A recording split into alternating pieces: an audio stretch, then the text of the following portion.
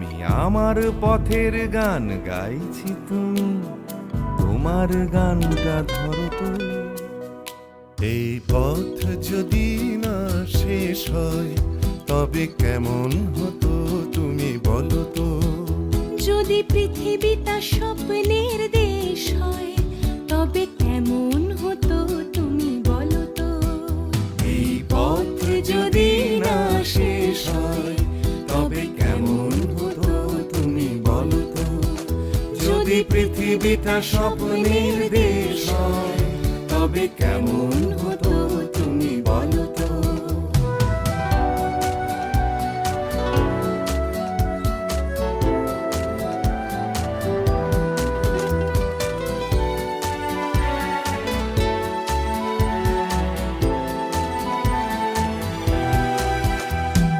বাইরের ফাঁকে ফাঁকে নীলছে আকাশ, উকি মেরে ডাকছে তোমায়।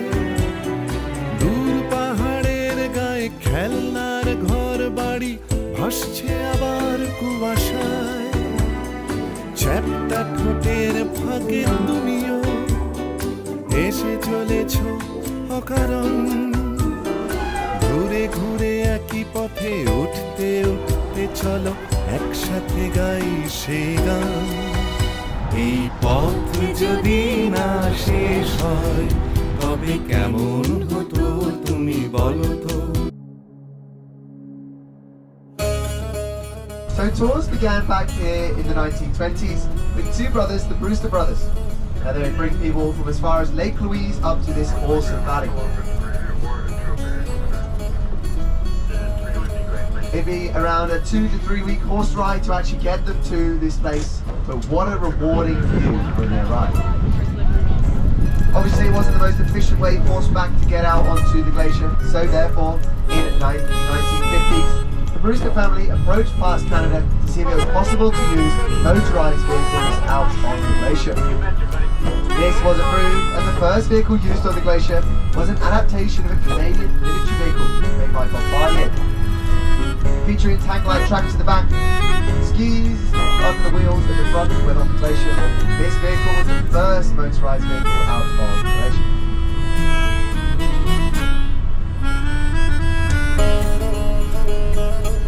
You could take around 14 people up for a great adventure on the glacier, but still this wasn't big enough.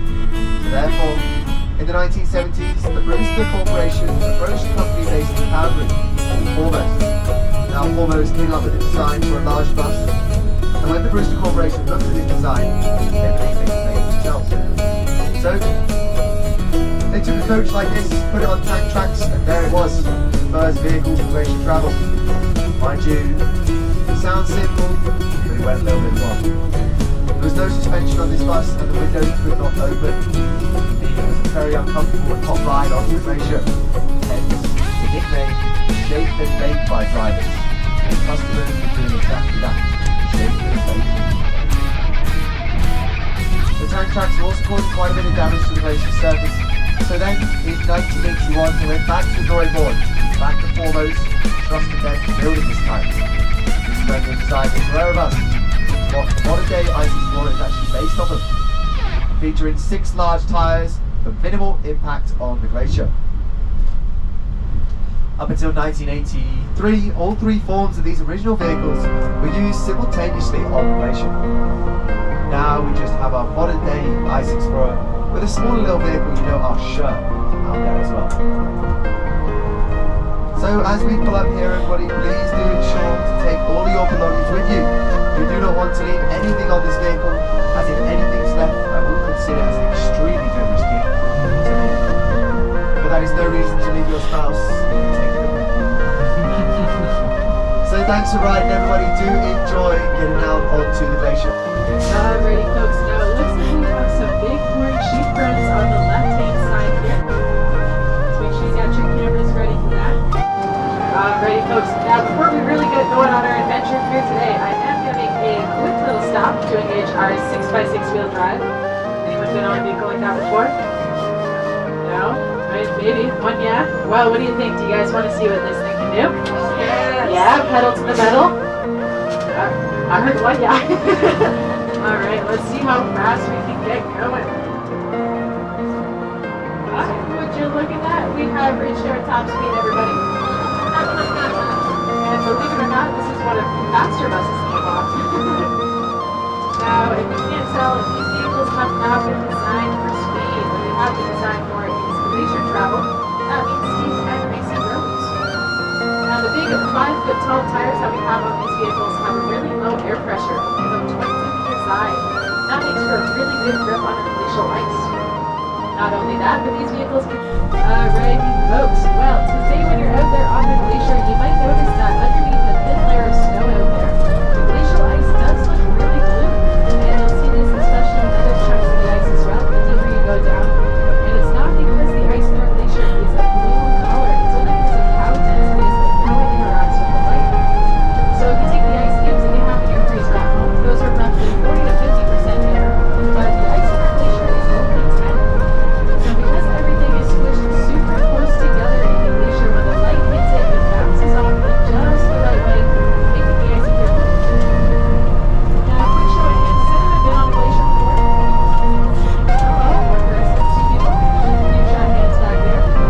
Well, for those of you that have not been on a glacier before, congratulations, we are officially on the Athabasca Glacier.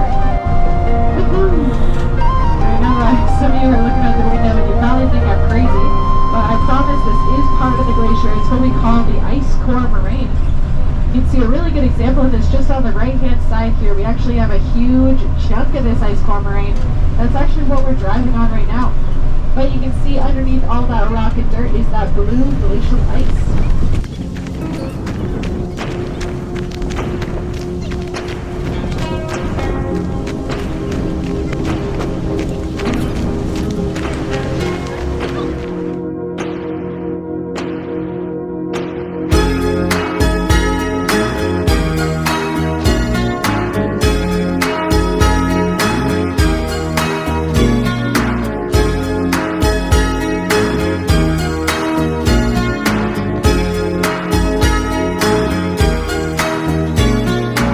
She calls out to the man on the street. Sir, can you help me? It's cold and I'm nowhere to sleep. Is there somewhere you can tell me? He walks on, doesn't look back. He pretends he can't hear her. Starts to whistle as he crosses the street. Seems embarrassed to be there. Oh, think twice, 'cause it's another day for you and me in paradise. Oh, think twice, 'cause it's another day for you and me in paradise.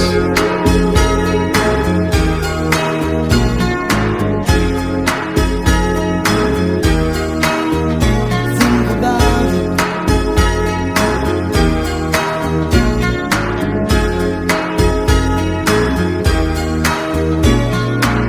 She calls out to the man on the street. He can see she's been crying. She's got blisters on the soles of her